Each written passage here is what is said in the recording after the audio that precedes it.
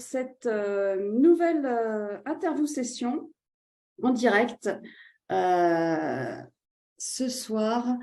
Alors, alors oui, il y a quelques auditeurs déjà. Bonsoir à tous, namasté, bienvenue. Donc ce soir, on va parler santé avec le docteur Aurélie Lelon, dont j'ai le plaisir de recevoir ce soir, et qui, tout comme moi, alors on n'est pas dans les mêmes domaines, hein, je suis pas médecin. Mais ceci dit, moi, alors pour ceux qui ne me connaissent pas, je suis Wendy, coach sportif et mental, spécialiste en yoga. Et donc, j'ai créé un accompagnement pour englober, pour prendre tout l'individu, toute votre personne dans votre entièreté, dans votre globalité. On intervient et sur votre cœur aussi, corps et sur votre esprit pour vraiment prendre l'individu, l'être dans sa globalité, dans son entièreté. Et donc, c'est pour ça que je fais ce lien avec Aurélie Lelon qui nous en dira un peu plus loin, mais c'est un peu le même principe de prendre voilà, tout l'être, la partie mentale, le corps, l'esprit. On unit, on harmonise, on équilibre. Voilà, donc tout de suite, sans transition, donc j'ai le plaisir d'accueillir Aurélie Lelon. Est-ce que tu es là, Aurélie? Aurélie? Ah, la voilà. Bonsoir. Bonsoir. Coucou Wendy. Namasté, je suis vraiment ravie Namasté. de pouvoir t'interviewer parce que tu vas nous dire plein de choses intéressantes, plein de découvertes, j'en suis sûre. Moi, j'en ai déjà beaucoup appris avec toi. Tout de suite, on va commencer par te découvrir toi, qui tu es. Donc, Aurélie Lelon, médecin anesthésiste, coach en santé intégrative. Donc, si tu peux nous raconter un petit peu ton parcours, comment tu en es venu à être coach en santé, puis ton parcours aussi de médecin anesthésiste. Je te laisse nous en dire plus. C'est un drôle d'exercice de se présenter toujours. Bienvenue et merci d'être là. Et merci Wendy de m'inviter sur ton profil et sur ta page. Voilà, je suis Aurélie Lelon. Je suis effectivement médecin anesthésiste. J'ai commencé ma carrière il y a combien de temps? Il y a longtemps, il y a peut-être 20 ans. On a un peu plus le même âge, hein, on a plus de 40 ans, on va dire, à quelques années près, c'est ça? Ouais, 45, j'arrive sur les 46, ouais. D'ailleurs, j'étais étonnée de connaître ton âge parce que tu fais 10 ans de moins. Ouais, c'est le secret Effectivement, on est là. Le secret de... mon accompagnement. Ouais, c'est ça. Prochain atelier, un des prochains. Garder sa jeunesse, c'est possible, c'est comme la maladie. On va en parler. C'est ça. Donc oui, j'ai commencé en tant qu'anesthésiste et j'ai arrêté il y a à peu près 1 an parce que voilà, il y a des circonstances qui ont fait que je voyais l'être humain dans une plus grande entièreté que ce que je pouvais le voir au bloc opératoire. J'étais frustrée, je sentais que j'avais besoin de quelque chose de plus avec le patient et je sentais que je pouvais lui apporter autre chose. Et c'est vrai que dans ce que l'on voit quand on est anesthésiste, on s'aperçoit que le mental, l'état d'esprit dans lequel est le patient, ça a un impact énorme sur sa réhabilitation, ce qu'on appelle la réhabilitation post-opératoire, sur sa capacité à cicatriser, sur sa capacité à retrouver de l'énergie derrière. Et en fait, j'étais frustrée parce que je ne voyais pas ce qui se passait derrière. Ce que je faisais, je le voyais. On réparait les corps. Mais tout ce qui se passait derrière, je le voyais pas. Et je me dis, mince, on peut tellement faire autre chose. Quand je faisais ma visite, j'avais pas le temps d'être auprès des patients, de prendre ce temps-là pour être avec eux, tout simplement. Donc, je me suis lancée. Je me suis dit, c'est peut-être l'occasion de se reconvertir. Et puis, pourquoi pas, je ne sais pas faire que de la médecine, je ne sais pas faire que de l'anesthésie. Donc, une grosse remise en question. Voilà, je me suis lancée dans le coaching. Ça faisait déjà 2 ans que je me formais au coaching. Et puis, les circonstances ont fait que, voilà, je me suis lancée. Alors, je voudrais que pour commencer, parce que je vais trouver ça génial, tu nous parles, si on parle on parlait santé pour remettre les choses Mm. au tout début, ta définition de la santé, parce que si on prend la définition qu'on trouve dans le dictionnaire, bah, d'ailleurs, tu peux nous la donner un peu, et puis ta définition, donc, ta définition à toi de la santé. Bah, ma définition à moi, alors c'est pas une définition qui est propre, c'est ce que j'en ai retenu de ce que j'ai appris de tous les enseignements en fait. La santé, c'est vraiment un état d'équilibre dynamique permanent. Ça veut dire que c'est pas un état d'être fixe à un instant T, comme on pourrait le voir sur une prise de sang. Voilà, on fait une prise de sang, tu vas bien, tu vas pas bien. Non, en fait, la santé, c'est un état d'équilibre qui est en mouvement permanent. On ne peut pas être en santé si on n'est pas dans ce mouvement, si on n'a pas de temps en temps des sorties de route pour revenir à l'état d'équilibre. Et en fait, notre corps, il est tout le temps dans cette démarche de revenir à l'état d'équilibre. Et même, il est un peu challengé et il aime ça être challengé, le corps, parce que son but, c'est de revenir dans un état d'équilibre, mais qui est toujours un petit peu plus que l'état d'équilibre qu'il avait antérieurement. Donc en fait, il adore être challengé, le corps, et il adore s'améliorer, il adore pouvoir améliorer ses capacités d'adaptation. Et en fait, la santé, c'est ça, c'est sa capacité, notre capacité à revenir à notre état d'équilibre le plus rapidement possible et dans les meilleures conditions. Et quand on a dépassé cet état de santé, c'est quand on a dépassé ses capacités d'adaptation, et ben là, on peut dire qu'on va être malade, entre guillemets. C'est là où on va développer des symptômes parce que notre corps, il aura dépassé ses capacités de revenir à son état d'équilibre et il va être obligé de nous montrer quelque part, non mais là, t'es allé trop loin et là, je peux plus, j'ai plus les capacités, j'ai plus les ressources pour revenir à mon état d'équilibre sans peut-être une intervention extérieure. Et donc, on passe dans l'état de maladie. Et en fait, la santé, pour l'OMS, c'est un état de parfait équilibre, de parfait bien-être physique, moral et social. Alors, ils ont rajouté, ça ne veut pas dire qu'on n'est pas malade, qu'on n'a pas de maladie. Ça, c'est important parce que c'est pas parce qu'on n'a pas de symptômes que on n'est pas malade en soi. Mais c'est vrai que être en parfait état de santé et de parfait état de bien-être, c'est un peu vaste quand même et c'est pas très précis parce que effectivement, si je t'ai prené l'exemple, on est au bord de la piscine, peut-être on a 20 kilos de trop, on a le verre d'alcool, on est en parfaite compagnie, mais on est dans un transat à regarder Netflix. Alors, je peux te dire que je suis en parfait état de bien-être physique, je suis au repos, je suis bien, mental parce que voilà, je suis déstressée et social parce que je suis en convivialité, mais ça ne veut pas dire que je suis en parfaite santé. À l'intérieur, il se passe peut-être des petites choses quand même. Des petits déséquilibres Des petits déséquilibres. Mais pour l'OMS, je suis en parfait état de santé. D'accord. Et donc, en fait, donc, ouais, le bon état physique intérieur, la maladie arrive quand il y a un déséquilibre intérieur et que le corps ne peut plus remettre l'état d'équilibre. Oui. En fait, c'est ce qu'on appelle l'homéostasie. L'homéostasie, c'est cette capacité innée qu'a le corps à revenir à son état d'équilibre. On a besoin de rien, on n'a pas besoin d'y penser. Notre corps, spontanément, il le fait toute la journée. Il remet notre tension, normalement, notre pression artérielle à un niveau correct, notre fréquence cardiaque, notre température, notre taux de glycémie, tous les paramètres dont on n'a pas besoin d'y penser.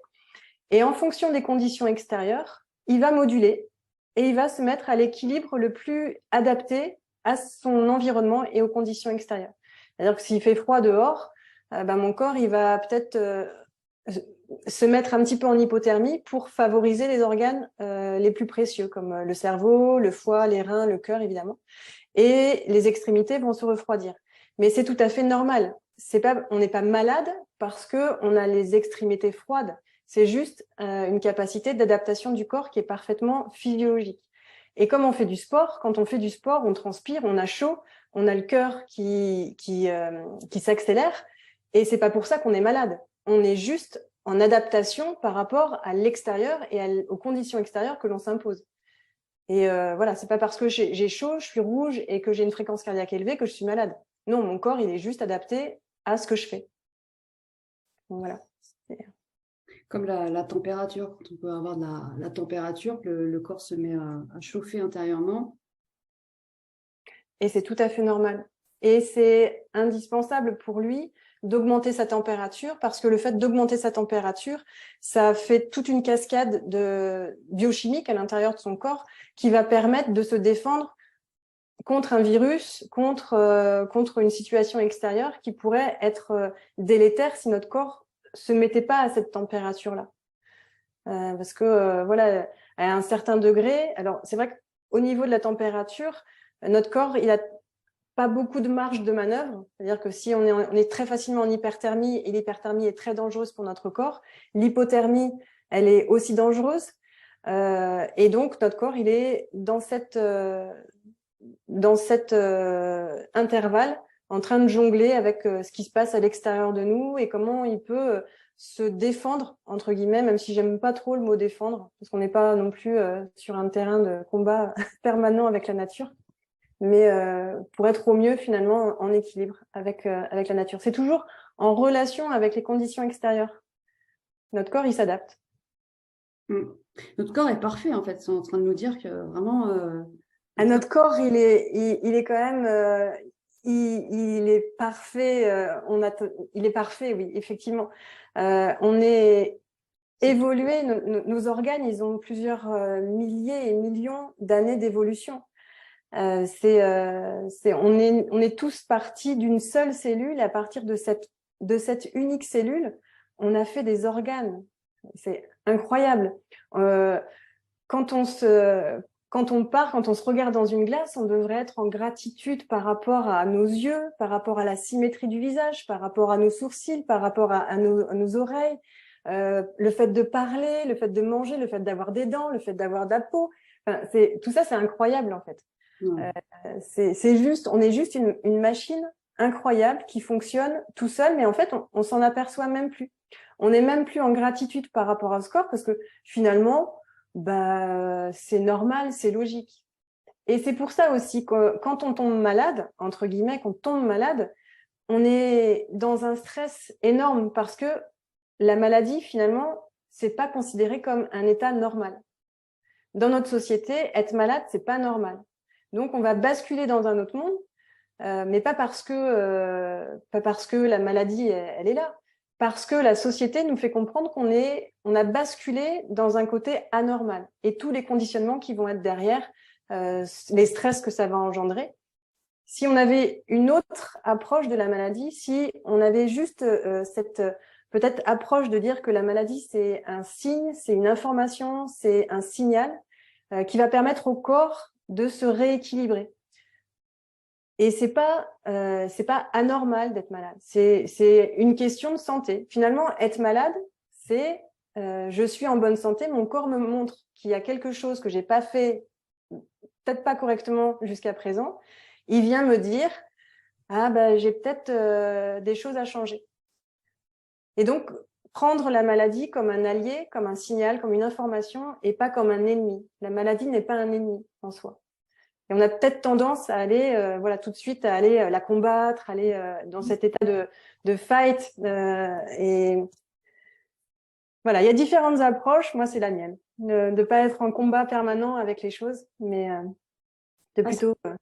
C'est très fort ce que tu dis parce que du coup, donc en fait, en gros, le corps, quand il tombe malade, ce que tu nous dis, parce que nous, c'est vrai que tout de suite, on est malade, c'est la catastrophe, et en vérité, c'est quelque chose de bienveillant en fait de la part de notre corps, puisqu'il nous signale en fait un déséquilibre. Si tu m'arrêtes si je me trompe, hein, il nous signale un déséquilibre que du coup, on va pouvoir justement faire quelque chose pour l'aider, parce que là, lui, il n'arrive plus tout seul à retrouver cet équilibre. On a dépassé un peu les bornes des mesures, si on peut dire. Les bornes, ouais, c'est ça. Donc, tout à fait. C'est les signaux. Les maladies, c'est des signaux. Ouais. Mais le fait est que quand on nous annonce une maladie, il va y avoir toute une cascade d'émotions, de pensées qui sont issues d'un conditionnement. Alors, des conditionnements du passé, des conditionnements de notre environnement, des conditionnements familiaux. Et ça va vraiment être une rupture dans notre trajectoire de vie. Et c'est là où c'est très difficile à vivre parce que on n'a peut-être jamais pensé à la maladie, on n'a jamais pensé à la mort, on n'a jamais réfléchi dessus en nous disant ben ça n'existe pas, c'est pas pour moi et ça ne m'arrivera jamais. Et quand ça nous arrive, c'est vrai que c'est un coup de massue, c'est un choc, c'est un gros traumatisme. Et effectivement, ces cascades d'émotions, c'est une rupture dans notre vie. Tous nos projets sont anéantis. On va avoir des gros doutes par rapport à notre capacité de continuer notre vie, nos projets. On va avoir des pensées qui vont arriver sur notre vulnérabilité, sur la mort, sur l'impuissance, sur le fait d'être dans la culpabilité. Qu'est-ce que j'ai fait pour mériter ça? Qu'est-ce que j'ai fait? Qu'est-ce que j'ai pas bien fait? Et finalement, c'est des questions qui, si elles sont pas réglées, si elles sont pas résolues, vont nous mettre dans un certain état d'être qui va perdurer. Cet état d'être va nous favoriser des émotions négatives. Et quand on est dans cet état, le corps, il va fabriquer des molécules parce qu'il est hyper intelligent. Quand il a des émotions persistantes, il va avoir des autoroutes neuronales. Si c'est dans un certain territoire de notre cerveau, il va sécréter tel type d'hormones. Et le fait d'avoir toujours les mêmes pensées, les mêmes émotions, le même état d'être, bah finalement, ça va favoriser un état anxieux, une anxiété permanente. Et le corps, il n'est pas non plus disposé à réagir à un état de stress chronique. Quand il a un petit stress, oh, il est cool, il sait gérer. Mais quand le stress devient chronique, ça a des effets très délétères sur notre corps. Et quand on apprend une maladie, on rentre dans cet état de stress chronique qui va amplifier en fait notre état de maladie. Donc c'est à partir de là, et c'est pour ça que j'ai voulu agir à ce niveau-là, c'est stopper cet état d'anxiété chronique qu'on peut avoir dans les maladies, parce qu'on peut agir dessus, notre corps, il est capable d'agir dessus, encore faut-il avoir les moyens, des clés pour le faire. Mais c'est tout ce que la médecine en fait conventionnelle n'a pas le temps de faire.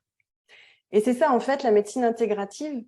La médecine intégrative, c'est de réconcilier toutes les approches thérapeutiques, alors que ce soit la médecine conventionnelle et toutes les autres approches thérapeutiques qu'on pourrait appeler holistiques, comme tu le disais, on s'occupe du corps, on s'occupe du mental, on s'occupe de l'esprit, on s'occupe du cœur, mais on s'occupe de l'humain. Et en s'occupant de l'humain, on a différentes approches. Alors, il y a la médecine conventionnelle et il y a toutes les autres médecines qui s'occupent des piliers de la vitalité, comme le corps, l'alimentation, l'activité physique, le sommeil, tous les piliers de la vitalité. Et c'est ça, en fait, qu'on cherche à améliorer dans la santé intégrative. C'est le fait d'améliorer sa santé en englobant l'holistique de la personne, le corps humain, l'humain en général, et les différentes approches, mais sans les mettre en combat. On va les réconcilier et en fait, elles sont complémentaires. C'est pour ça que je parle pas de médecine alternative, elles sont pas alternatives, elles sont complémentaires. Toutes les médecines sont complémentaires. Et c'est ça en fait que je veux porter comme message. Quand on associe, quand on allie toutes les médecines, on a des chances de survie, on améliore sa qualité de vie, et tout en fait, tout va dans l'amélioration de la qualité de vie et vers la guérison, parce que le but quand même c'est de la guérison. C'est fort ce que tu dis, parce que c'est vrai que quand on tombe malade, quand on nous annonce une maladie, on va tout de suite tomber dans un état de stress, d'angoisse qui est normal, alors qu'en fait, normal. Ça va provoquer un état, donc sécréter des hormones de stress qui vont faire descendre nos défenses immunitaires au lieu d'aller dans l'autre sens. Et c'est vrai que c'est pas évident et que donc vraiment faut changer ce mode de pensée qu'on peut avoir, c'est pas évident. C'est encore ce lien corps-esprit, moi je trouve ça génial parce que c'est ce que le yoga, moi je reviens au yoga, Yuj, c'est vraiment faire le lien corps-esprit, donc c'est les sages ancestraux qui savaient déjà ça, qui avaient ces connaissances-là, et la science moderne de nos jours prouve vraiment ce lien entre nos émotions, les maladies, et puis encore une fois là le lien de notre pouvoir d'auto-guérison finalement, tu dis, notre pouvoir d'auto-guérison que nous avons, mais en agissant donc finalement sur nos pensées, sur pour éviter justement ce stress et puis de descendre plus bas encore. Et pas facile, voilà, justement, c'est quand on tombe malade, tout. Mais j'avais vu des personnes qui s'étaient auto-guéries comme ça. Et leur témoignage, c'était que justement, par exemple, elles se mettaient des films joyeux pour être dans la joie, pour remonter justement, un peu mettre de côté leur maladie et retrouver justement un état beaucoup plus joyeux. Et finalement, ça les a aidés à guérir l'amour et la joie. Ouais, c'est une des composantes, oui, effectivement. Après, ce que tu dis, nous sommes des individus. C'est-à-dire qu'on ne peut pas être divisé. On a tendance en médecine à diviser le corps en différents organes. Voilà, il y a un cœur, il y a le spécialiste du cœur, le spécialiste du cerveau, le spécialiste des reins, le spécialiste du digestif. Et donc, c'est notre médecine conventionnelle. Mais en fait, on ne peut pas être divisé, ni dans nos organes, ni dans l'organe, l'esprit et le mental. On peut pas. On peut pas s'en dissocier parce que c'est comme des roulettes, en fait. Enfin, je sais pas comment on appelle ça, des mécanismes, mais quand tu agis sur un organe, tout va être impacté derrière. Parce qu'il y a tellement de liens. On est connecté. En fait, on a des systèmes qui nous connectent en permanence. Le système lymphatique, le système vasculaire, le système nerveux. Tout ça, ça nous relie, en fait. Donc, on peut pas dissocier. On peut pas dissocier notre corps de notre esprit. C'est pas possible. D'ailleurs, notre esprit fait partie de notre corps. Ouais, moi, c'est pour ça que j'aime bien travailler ensemble, et j'aime bien dire, parce que je l'ai expérimenté par moi-même, des fois, quand ma tête va mal, par exemple, je passe par le corps pour mettre une meilleure chimie et inversement. Donc là, du coup, avec la tête, on peut aider son corps à guérir. Donc, ça va l'un avec l'autre, quoi. Oui. Et quand tu parlais de guérison, d'auto-guérison, c'est ce qui se passe quand on active son effet placebo. L'effet placebo, c'est voilà, quand on donne une molécule inerte qui n'a aucun pouvoir a priori, ça va créer des effets avérés sur la santé, et quand on a compris ça, on comprend qu'on n'a pas besoin forcément de molécules extérieures pour activer notre capacité à sécréter certaines molécules de notre corps. Notre corps, il est hyper intelligent, en fait. Il a tout ce qu'il faut. Il sécrète tout ce qu'il faut. Il n'a pas besoin de personne, en fait, si tout va bien. Et donc, la maladie, c'est juste un moment, j'ai pas sécrété les bonnes hormones, j'ai pas sécrété les bons messagers, j'arrive pas trop à me débrouiller tout seul.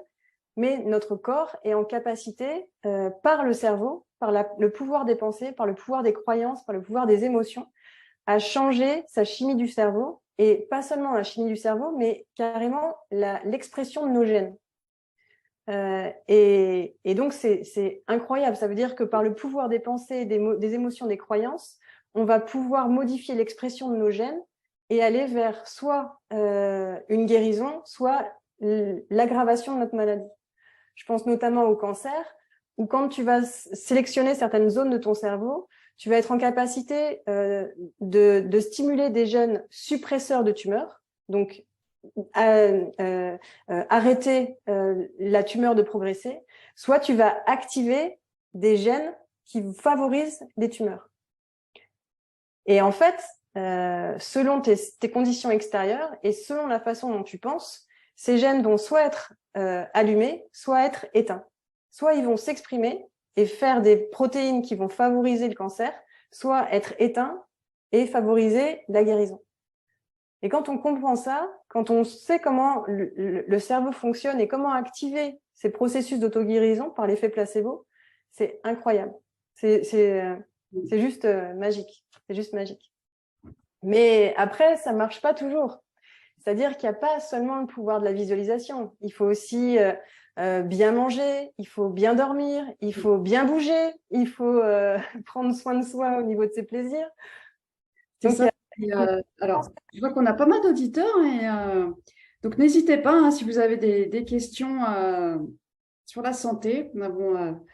Et puis donc justement, oui, pour en revenir à ce que tu disais, comment donc pour répondre à la question, comment être en santé, comment garder sa santé.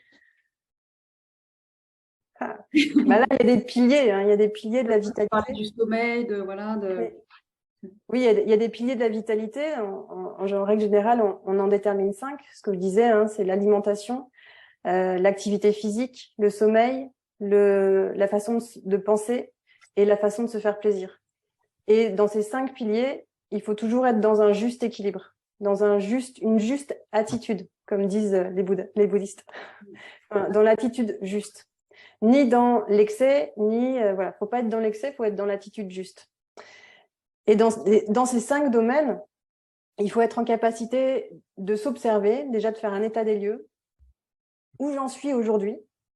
Après, c'est vraiment la capacité de bien se nourrir.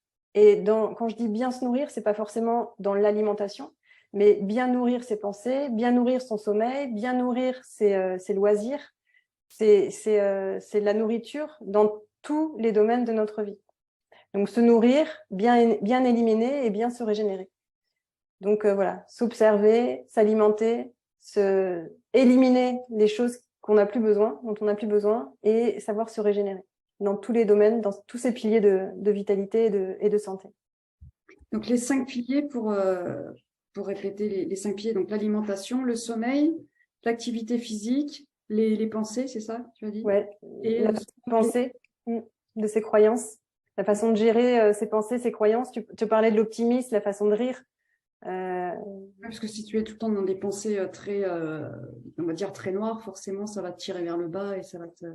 Et physiquement, ton corps, il va être dans cet état de survie. Et l'état de survie, ça s'oppose à l'état de création. Et quand on est dans un état de survie, ben en fait, on est en stress permanent. On a tout le temps l'impression qu'il y a un danger qui va nous arriver. On va sécréter des hormones de stress comme le cortisol. Le cortisol va faire augmenter ton taux de glycémie. Le taux de glycémie fait augmenter le taux d'insuline. Le taux d'insuline a un impact sur les cellules cancéreuses aussi et des milliers de réactions chimiques. Donc, c'est vraiment important physiquement de bien penser. Et c'est pour ça qu'on voit des phrases positives, des intentions, se donner des bonnes intentions dès le matin. C'est pas que du blabla en fait. Ça a vraiment été scientifiquement prouvé que répéter voilà ces pensées, ces émotions, tu vas modifier ta chimie du cerveau et en modifiant ta chimie du cerveau, tu modifies ta chimie corporelle. Moi, j'aime bien appeler ça les pensées aidantes, moi, qui t'aident finalement même en période difficile, ça t'aide et à rester parce que aussi j'aime bien dire que tout est énergie, hein, ça c'est pareil, c'est prouvé, donc ça va avec. Et donc le 5e pilier que moi j'aime bien, c'est se faire plaisir. Donc se faire alors tout ça bien sûr en restant équilibré. Donc se faire plaisir, qu'est-ce que tu entends par ça? C'est d'avoir des projets qui t'animent, des projets qui te poussent à te dépasser aussi. Et c'est ça, c'est d'avoir des passions, des choses qui te tirent. C'est des projets en fait, c'est des projets. La façon de te faire plaisir. Si toute la journée en fait t'es dans la lutte et tu te fais pas plaisir, tu t'octroies pas des temps pour toi, des temps à toi, à un moment ça va péter parce que ton corps il va juste te dire mais non mais moi ça sert à quoi tout ça? Ça sert à quoi? Et tu peux le faire, tu peux pousser ton corps sur un certain temps. Si c'est temporaire, ton corps il va le supporter. S'il a la capacité, les ressources, l'énergie pour encaisser. Mais si tu es déjà dans un état de fatigue, tu peux être dans un pré-burnout. Si tu t'octroies aucun plaisir à ce moment-là, ton corps il va plus être en capacité d'encaisser les chocs. Et là, tu vas basculer dans le burn-out, tu vas plus pouvoir sortir de ton lit. Pour parler du burn-out. Ouais, le burn-out, ça touche énormément Et oui, parce que en fait, on met notre corps en stress chronique. Et notre corps, il n'est pas fait pour vivre un stress chronique. Le stress, les réactions de stress, elles sont faites pour être temporaires et vraiment ponctuelles. Là, dans le corps, il sait gérer, voilà. Je stimule un peu l'hypothalamus, l'hypophyse. L'hypophyse va sécréter des hormones pour activer un petit peu les surrénales. Les surrénales, pof, elles sortent un petit peu de cortisol, d'adrénaline. Et là, mon corps va se mettre en action, je vais avoir un petit peu de sang, un afflux de sang vers les muscles, le cœur va s'accélérer et je vais pouvoir m'activer sur ce stress ponctuel, temporaire. Mais on peut pas être dans un état de stress chronique. Nos glandes, elles s'épuisent.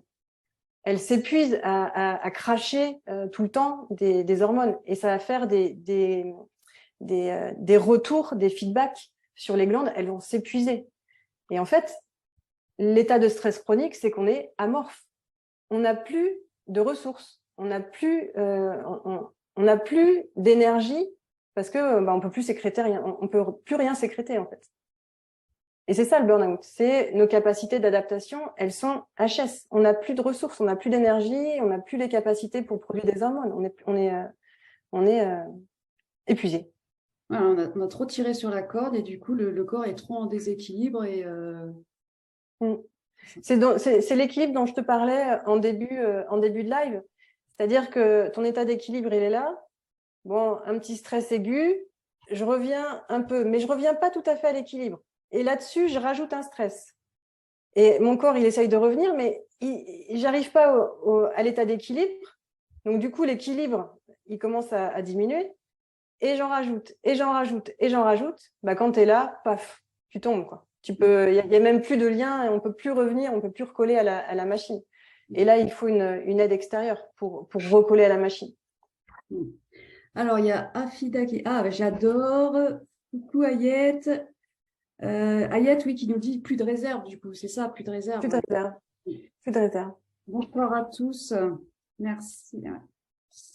Donc voilà, donc on a vu comment être en santé, garder sa santé, parce que finalement, c'est quand même ce qu'on a de plus important, la santé, quand on y pense. C'est quand on la perd, justement, qu'on se rend compte souvent, mais il est trop tard. Mais c'est il est jamais trop tard. On va dire qu'il est jamais trop tard. Mais dire le mal est fait. Donc, il est possible de conserver une bonne santé, en tout cas, ça c'est ma croyance, et justement de garder toujours plus ou moins cet équilibre. Alors, bon, ça peut arriver, mais c'est donc voilà avec un. Alors après, tu vois le sommeil, voilà l'alimentation, on peut justement des fois tomber en déséquilibre, comme tu l'avais dit, mais après se rattraper assez rapidement pour justement conserver cet équilibre. Parce qu'en fait, finalement, le burn-out, c'est le truc qu'on a trop tiré, comme si on manque de sommeil, et puis encore, on manque de sommeil, on ne rattrape pas sa dette, en fait. Le sommeil, c'est catastrophique, en fait. Si ça a tellement d'impact sur ton corps, on s'en rend pas compte, mais un manque de sommeil, un manque de repos, c'est très délétère pour ton corps. Parce que c'est dans ce temps de repos que ton corps, il va éliminer, il va se régénérer. Et si tu lui donnes pas, en fait, le repos, c'est ta phase où tu es dans l'anabolisme. Quand tu es dans ton activité physique, tu es dans ta phase catabolique. Ça veut dire que ton corps, il veut produire de l'énergie pour fournir un effort. Et donc là, il va manger les protéines, il va manger son sucre, il va manger en fait ses réserves, ses ressources pour produire de l'énergie, pour être en capacité d'avoir du mouvement et d'agir. Ça, c'est l'activité physique. Et en fait, le muscle, quand tu fais du sport, le muscle, il se forme quand tu te reposes. Et quand tu te reposes, le meilleur temps, c'est le sommeil, c'est ta phase anabolique. Si tu lui laisses pas le temps à ton corps de se régénérer à ce moment-là, de fabriquer des cellules, et ben en fait, tu vas pas être en capacité non plus d'éliminer tous les déchets que tu as produits pendant ton activité physique ou dans ta journée, dans ton activité quotidienne et ton activité standard. Et c'est pour ça que le repos est important, parce qu'il permet d'éliminer, il permet de détoxifier. C'est là où ton corps s'active, finalement. Et si tu les laisses pas ce temps de repos, tu vas accumuler des déchets, tu vas pas pouvoir les éliminer, et donc ça va être une espèce de surcharge. C'est comme des poubelles, hein, si tu les sors pas, au bout d'un moment ça pue, quoi. J'adore l'exemple. Ouais. C'est un peu parlant. Ah ouais, donc vraiment. Et donc, du coup, toi, tu es coach en santé intégrative. Donc, si j'ai bien. Donc, intégratif, tu nous avais parlé d'intégratif. Donc, ça comprend. Je te laisse, je te laisse expliquer intégratif. Oui, en fait, intégratif, c'est l'intégration de toutes les thérapeutiques, de tous les soins que pourrait avoir une personne, sans entrer dans le débat. La médecine conventionnelle, c'est bien, et les médecines dites alternatives, c'est pas bien. Les médecines alternatives, c'est parfait parce que c'est naturel, et donc la médecine conventionnelle, je veux pas en entendre parler. Non, l'intégratif, c'est on complémente quand on en a besoin, quand on est dans une phase d'urgence ou quand on a dépassé nos capacités, quand quand on est dans une maladie grave ou quand on est dans une maladie qui dépasse ses capacités. Là, on va associer les techniques complémentaires, la médecine conventionnelle qui va s'intéresser au corps, au cœur, à l'esprit, au mental. Et donc, intégrative, c'est associer toutes les thérapeutiques pour que le patient ou la personne aille bien. Holistique, c'est je prends la personne dans son entièreté, dans son humanité. Mais en fait, holistique intégratif, c'est pas tout à fait la même chose. Voilà, il y a cette petite subtilité. Holistique, c'est la personne entière, et intégratif, c'est je m'intéresse à toutes les thérapeutiques qui peuvent être bénéfiques pour quelqu'un. Qu'on soit malade ou pas, hein, parce que ça peut convenir aussi à des gens qui sentent que oh là, j'ai peut-être un peu là, je sens que mon corps il est en train de me dire quelque chose. J'ai pas d'annonce de maladie, j'ai pas de diagnostic, mais je comprends que si je continue comme ça, ça va peut-être mal se passer. Donc c'est aussi des fois on a aussi besoin de quelqu'un pour voilà, tiens, je sais pas par quoi commencer, je sais que je suis pas sur le bon chemin, et donc voilà, par quoi je vais commencer, parce que c'est vaste, hein. Le sujet pour revenir à son état d'équilibre, c'est quand même assez vaste. Donc toi, tu accompagnes du coup quel type de personnes, des personnes qui veulent être en santé ou qui... Il y a plusieurs types de personnes. Là où je suis le plus douée, on va dire, c'est quand une personne, voilà, on va annoncer qu'une personne qu'elle a une maladie. Le médecin va pas forcément dire qu'il y a des choses à faire, va dire oui, la prochaine étape, c'est un examen complémentaire. La prochaine étape, c'est le résultat de cet examen. La prochaine étape, c'est vous allez voir un autre spécialiste. Mais sauf que quand le patient il sort de cette consultation-là, quand la personne sort de la consultation, elle est paniquée. C'est là où elle va avoir commencé à avoir ses pensées sur la vulnérabilité, sur l'impuissance, sur la mort, sur ses projets, sur sa vie qui est anéantie, en fait, c'est vraiment un choc émotionnel. Et une fois rentrée à la maison, elle va pas dormir, elle va stresser, elle va cogiter, elle va bouffer parce que les chocs émotionnels, du coup, il faut bien compenser par quelque chose, et on se jette surtout sur la nourriture. Mais sauf que c'est à ce moment-là qu'on a tout à faire, qu'on a à revoir notre alimentation, revoir notre sommeil, revoir notre façon de penser, nos croyances. Et c'est à ce moment-là qu'il faut agir. Alors bien sûr, c'est peut-être pas en sortie de chez le médecin, voilà, je t'annonce qu'il y a une maladie, allez, on y va de suite, parce que il faut quand même un temps d'intégration. Il faut quand même passer le déni, passer le choc, passer la colère, passer la tristesse, même si ces phases vont être un peu tout le temps présentes. Mais il faut surtout être dans la phase d'acceptation. Ok, j'accepte ce qu'on vient de me dire, j'accepte le diagnostic qu'on vient de me dire.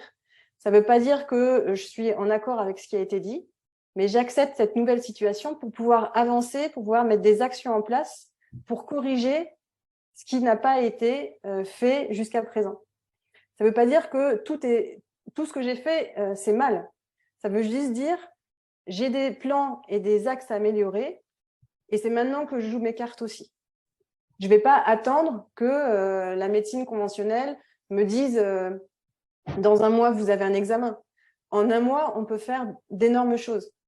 En un mois, on peut basculer, améliorer son immunité, diminuer son inflammation, améliorer ses capacités son renfort, en fait, son renfort interne. C'est activer les ressources à ce moment-là. Donc, il y a les personnes qui sont atteintes de maladies, les maladies qu'on peut aussi, le jour où on te dit, voilà, madame, monsieur, vous êtes guéri, quand tu rentres chez toi, une espèce de vide intersidéral parce que il y a eu toute une espèce d'activation autour de toi. Et là, tu te retrouves tout seul avec la peur que ça recommence, que ça récidive. Et parfois, bon, t'as pas non plus activé tout ce qu'il y avait à faire avant. Et il y a aussi, à ce moment-là, l'activation des piliers de la vitalité que tu peux mettre en place. J'accompagne aussi des gens qui accompagnent des gens qui sont malades. Quoi, je sais pas si ça existe déjà, mais je trouve ça super, quoi. Enfin, c'est vraiment... Parce que je pense que oui, il y a beaucoup de personnes qui se retrouvent complètement en détresse et ne plus savoir quoi faire. Et puis, comme tu l'as dit, quoi, tu peux leur sauver la vie, quoi, finalement. Quoi, je trouve ça... Alors, c'est pas, ouais, une personne ne sauve la vie de personne. Oui, Je crois que je veux c'est, dire, leur montrer plus, quoi, quoi, je ne sais pas, moi, j'imagine, on t'annonce une maladie, tu peux peut-être tomber vite fait en dépression et te laisser mourir, quoi, quelque part. Mm. Si tu as personne pour... là, c'est un accompagnement, en fait. Toi, c'est un accompagnement pour aider justement dans cette période à faire les meilleurs gestes, à avoir les meilleures pensées, je suppose, et à se requinquer par soi-même, mais d'avoir un guide, quoi. Mm. Parce que C'est ça. on ne sait plus où on est. C'est pas, oui, mon terme sauveur n'était pas bon, mais Mm. guide, parce que moi, j'aime bien, je dis des mots forts, en fait, hein, en général, je dis les... Mais ouais, on a compris. Alors, il y a Ayette, le syndrome, qui disait le syndrome métabolique est fréquent aujourd'hui, d'où la nécessité de préserver son capital santé et d'avoir une bonne hygiène de vie. Oui, hein, je sais pas, le syndrome métabolique est fréquent aujourd'hui. Prendre son bien-être en urgence plutôt que son mal en patience. Ouais. C'est bien ça. J'aime bien Yet. C'est la phrase aussi c'est le Dalai Lama, je crois, qui disait que c'est très fort qu'on passait notre temps à courir après l'argent, à s'en rendre malade, quoi. Et qu'une fois que notre santé, elle était un peu foutue, bah là, on dépensait tout l'argent qu'on pouvait pour essayer de rétablir ce déséquilibre, en fait, qu'on s'était créé, quoi. C'est Donc, ça. on cherchait le déséquilibre, et après, voilà, C'est ça, on court après l'argent en perdant sa santé et après on va perdre son argent pour regagner sa santé en fait. C'est ça. C'est voilà. Fadewa qui nous dit l'activation des ressources de ces personnes porteuses de maladies se fait par des pratiques méditatives. J'ai lu un livre de Thierry Janssen. Est-ce lié à ces pratiques? Oui, entre autres, Thierry Janssen, c'était un chirurgien urologue qui lui aussi a arrêté son activité de chirurgien et qui s'est consacré à la médecine intégrative dans une partie qui était plus la psychologie positive et notamment toutes les pensées positives.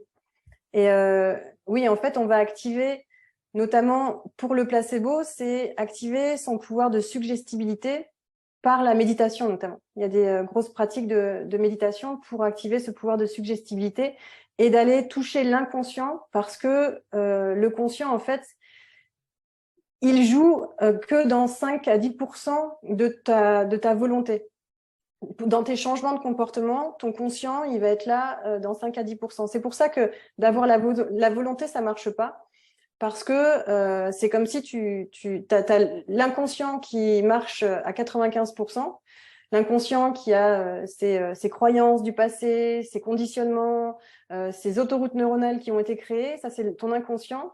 Et toi, tu arrives avec ta volonté, ouais, moi je vais guérir, je vais faire du sport, je vais changer mes habitudes, je vais arrêter de fumer, je vais arrêter de boire de l'alcool, je vais plus manger de produits laitiers. Arrive avec tout ça et puis ton inconscient va dire ah bah ouais, mais ça marche 2 jours ton truc là, mais moi j'arrive et je te dégomme la tête. D'où l'intérêt d'aller parler avec son subconscient par la méditation, par des techniques méditatives. Alors ça vient pas du jour au lendemain, mais en s'entraînant, en 3 semaines en fait, on peut arriver à des changements assez conséquents. Mais effectivement, ça demande de la constance, ça demande tous les jours, au quotidien, de prendre soin de sa santé. Ouais. Ça commence par 5 minutes. 5 minutes de méditation par jour, 5 minutes de sport. Vous faites 5 minutes de méditation, 5 minutes de sport et 5 minutes de j'écris ce que je pense et j'écris. Ça fait 15 minutes. Ouais. 5, ça fait 15 minutes par jour Et ces 15 minutes se transformeront en 20. Et 5 minutes de sport, c'est pas grand-chose, mais ça permet d'activer son corps. Il y a des petits programmes de 5 minutes. Oui, je propose un Voilà. par jour qui comprend, et comme je dis, 5 minutes de méditation par jour, ça agit à tous les niveaux. Donc, on croit que des fois que c'est du temps perdu, mais en fait, finalement, on va gagner dans tous les domaines. Surtout pour les entrepreneurs. Moi, j'accompagne des artistes entrepreneurs et on ne se rend pas compte parce que souvent, on se dit, j'ai pas le temps, j'ai pas le temps. Et effectivement, c'est petit, 5-10 minutes, ça suffit.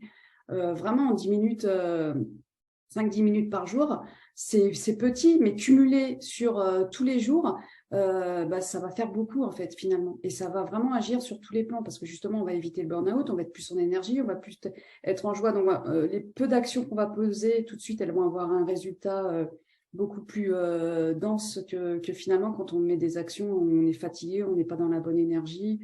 Voilà, donc on ne se rend pas compte, c'est des petites actions au quotidien qui ont des résultats assez énorme finalement, probant. Donc, s'octroyer, voilà, ces quelques minutes de méditation, pour l'activité physique,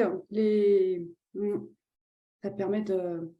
Moi, j'aime bien parler d'énergie parce que c'est comme l'inconscient, hein, finalement, c'est savoir qu'on a une grosse part d'inconscient. C'est ça, puis c'est moins facile à aller chercher ce qu'on a de conscient. On en a conscience, mais l'inconscient... Et ce que je disais, c'est une grosse partie de tes conditionnements et de ton état d'être, l'inconscient.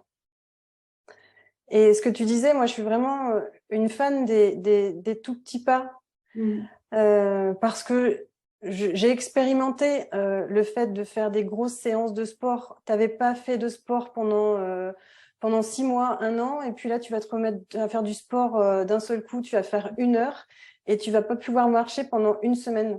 Non, c'est pas bon.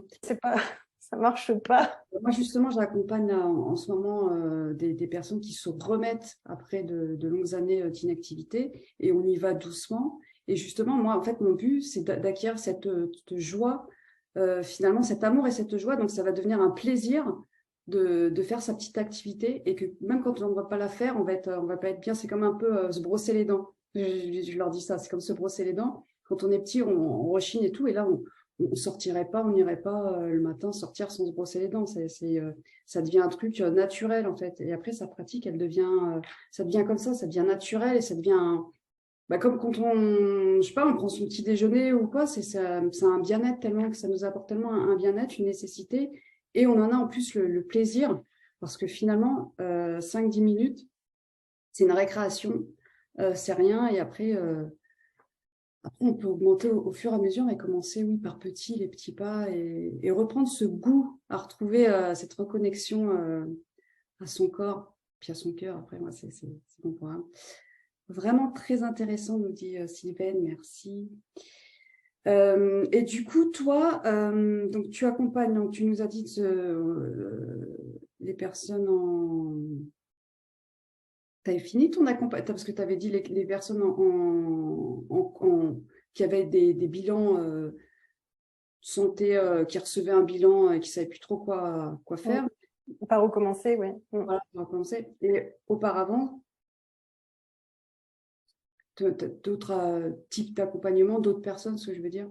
Oui, les personnes en fait qui, je disais, donc les personnes qui sont dans cette phase d'incertitude. Voilà, j'apprends que j'ai une maladie.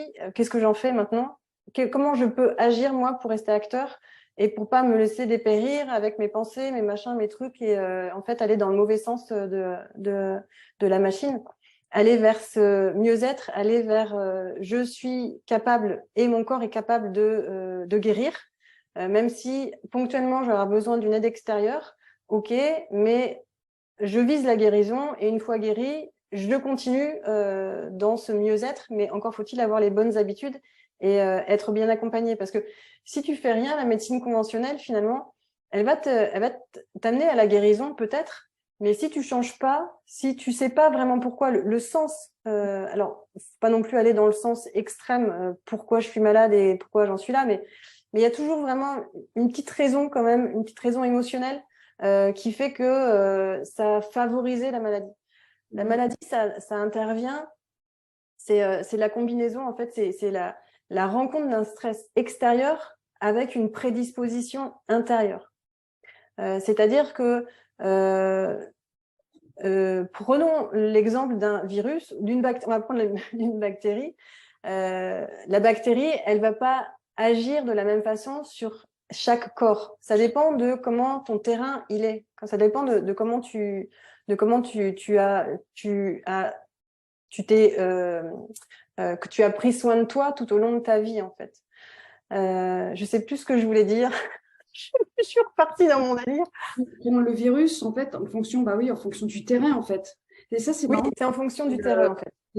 La théorie des champs contre, c'est ton terrain, en fait, qui va faire que le virus va se propager ou pas. S'il y a un terrain qui n'est pas propice, ça, c'est un peu, et ben, du coup, le virus peut passer outre et puis tu peux avoir aucun effet, ce que tu voulais dire, hein, contre- Oui. En fait, c'est ça. J'accompagne les personnes qui veulent améliorer et renforcer leur terrain pour que tu aies une maladie ou que tu sois en présence potentielle d'un facteur favorisant une maladie, ben que ton corps il soit en capacité, il ait les ressources pour se défendre, même si j'aime pas ce mot-là, pour retrouver son équilibre et le plus rapidement possible, dans des meilleures conditions possibles. Ouais, donc effectivement, les personnes qui ont donc connu, par exemple, une maladie, qui veulent pas retomber dedans. Comme tu disais, des fois, c'est un signal. Et c'est vrai que si tu n'as pas pris conscience pourquoi, parce qu'il y a quand même un petit pourquoi derrière, qu'est-ce qui a fait que tu es tombé dans ce déséquilibre, en fait, tu peux avoir même peur, du coup, de retomber là-dedans. Donc, c'est bien d'être accompagné pour justement éviter cette peur et de se stresser, d'épaisser ses défenses immunitaires. Alors, on a plein de commentaires là. Alors, Ayette qui nous dit, tu as aussi parlé d'épigénétique pour Aurélie Lemont, pour prendre son pouvoir d'auto-guérison. Peux-tu nous en dire plus, l'épigénétique? Alors oui, alors l'épigénétique, il y a très peu de temps que cette science est sortie, parce que avant, en tout cas, il y a quelques dizaines d'années, on disait que tout était déterminé par tes gènes. C'est-à-dire qu'il y avait un déterminisme génétique, tu avais le patrimoine génétique de ton père, le patrimoine génétique de ta mère, et ben voilà, tu étais prédestiné à avoir le cancer du sein, tu étais prédestiné à avoir Alzheimer, tu étais prédestiné à être obèse, tu étais prédestiné à avoir des maladies diverses et variées. Et on te disait, bah, c'est parce que c'était la faute de tes gènes. Sauf qu'on s'est aperçu que finalement, ce n'était pas le patrimoine génétique que tu avais qui déterminait le fait d'avoir une maladie ou pas, c'était l'expression des gènes que tu avais dans ton patrimoine génétique. Et en fait, les gènes, ce sont des espèces de livres. Tu as ton ADN, et dans l'ADN, tu as des gènes. Des morceaux d'ADN, ce sont des gènes. Et tu vas les lire, soit tu les lis, soit tu les lis pas. Si tu les lis, tu vas coder une protéine, tu vas fabriquer une protéine. Si tu les lis pas, ces protéines, elles vont pas être codées. Et donc, en suivant l'environnement et suivant aussi comment tu penses, parce qu'on l'a vu tout à l'heure, c'est aussi selon tes pensées, tu vas activer ou pas certains gènes. Donc, tu peux avoir effectivement un gène qui favorise le cancer, mais en fonction de ton environnement, tu peux, par tes propres ressources, par tes comportements, par tes pensées, par tes modes d'action, tu peux aller activer ou pas ce gène. Et c'est pour ça que l'épigénétique, c'est une science incroyable de se dire, j'ai le pouvoir de modifier l'expression de mes gènes. Ok, mes gènes sont là. Bon, bah, je peux rien y faire. Mais par contre, je peux modifier l'expression de ce gène par mes pensées, par mes croyances et par mes comportements. Bien sûr, si je fume, si je bois de l'alcool, si je suis en ville et que je me prends tous les gaz d'échappement, si je mange pas du bio, si je prends plein de pesticides, si je mange que des conserves, si je mange que des aliments transformés, bah là, les gènes, ils vont se dire, je vais peut-être, je vais peut-être activer le gène du cancer, tu vois. Parce que cumuler tout ça, ça fait que ton gène ah bah, il est un peu déprimé, quoi. Ouais, forcément. Mais l'épigénétique, c'est extraordinaire. Quand tu plonges dans l'épigénétique, c'est fascinant. C'est Ouais, fascinant. On n'a pas beaucoup de temps, mais ouais, c'est déjà 1 heure qu'on est ensemble. Mais c'est vrai que déjà une heure. Enfin, c'est passé vite. Ouais, c'est vrai qu'il y a tellement, là, c'est dingue. euh, tellement vrai. Et Aliette, Pasteur disait ça. Oui, c'était ouais, il y avait Béchon, là, c'était justement Pasteur, Mm. du coup, a approuvé voilà, après. Le terrain est plus déterminant que le virus. Ouais, bah ouais, c'est ce qu'on disait. Et puis, du coup, aussi, ce qu'on avait dit, c'est que finalement, la maladie, c'est des signaux du corps. Et que nous, c'est vrai qu'on avait tendance à un peu vouloir à couper tout de suite ces signaux, ne pas en entendre parler, alors qu'en fait, finalement, c'était un message du déséquilibre du corps. Et puis, c'est bien de savoir où ça déséquilibre pour qu'on puisse, du coup, réharmoniser et retrouver l'équilibre. Parce que si on fait que on avait pris souvent cet exemple dans un avion où tu as des signaux, ça clignote rouge, ça clignote parce qu'il y a un truc à faire, à enclencher ou pas. Et si on fait juste, on éteint le truc sans régler le problème, finalement, il n'est jamais réglé le problème. C'est ça, en fait. Donc toi, tu Ouais. interviens là pour justement régler ce problème de fond et que le signal, il arrête véritablement, il s'éteint tout seul, quoi. Pas qu'on masque. Ben, et oui, de prendre le temps de s'arrêter.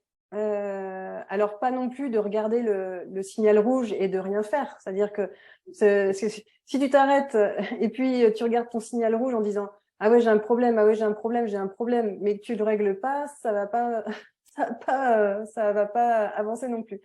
Donc, c'est de voir ce signal rouge, déjà, c'est de le voir.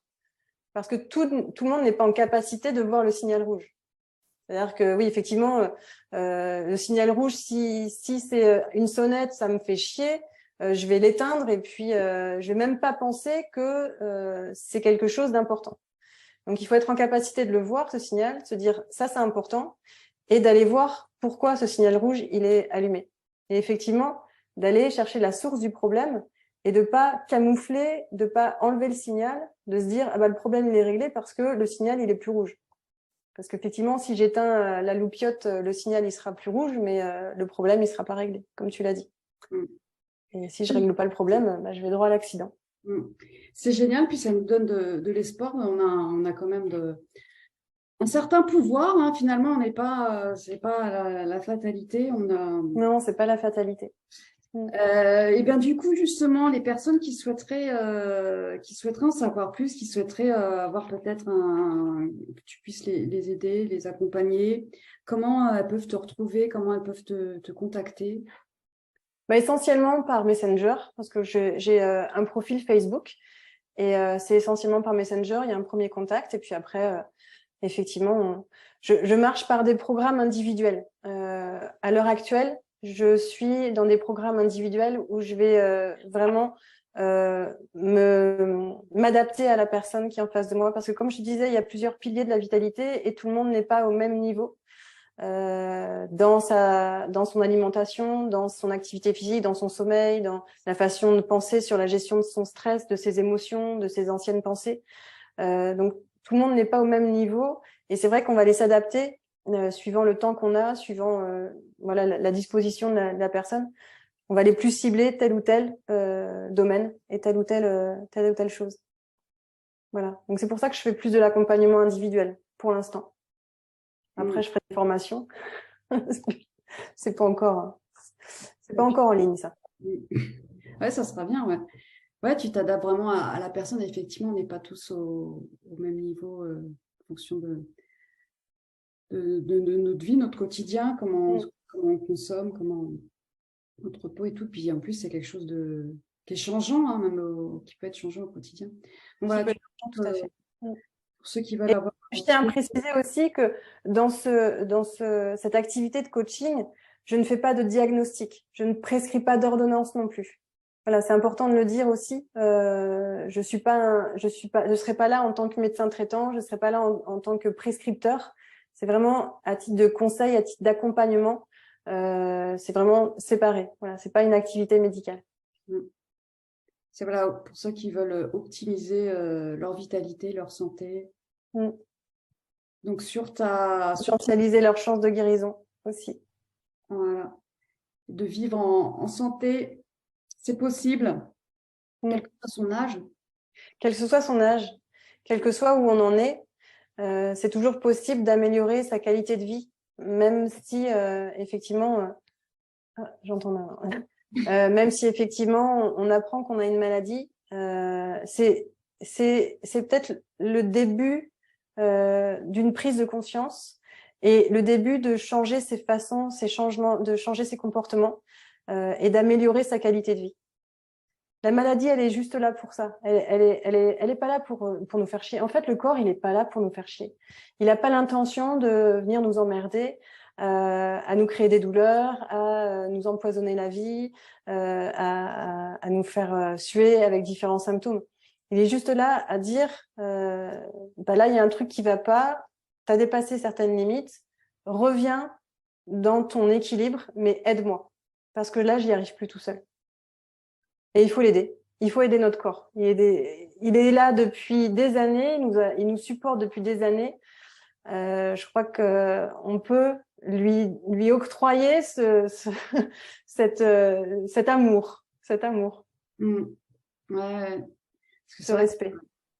On manque souvent de bienveillance avec son corps qui est là pour soi, qui nous sert depuis le début, hein, qui est fiable en plus. Le corps, en général, ne nous ment pas.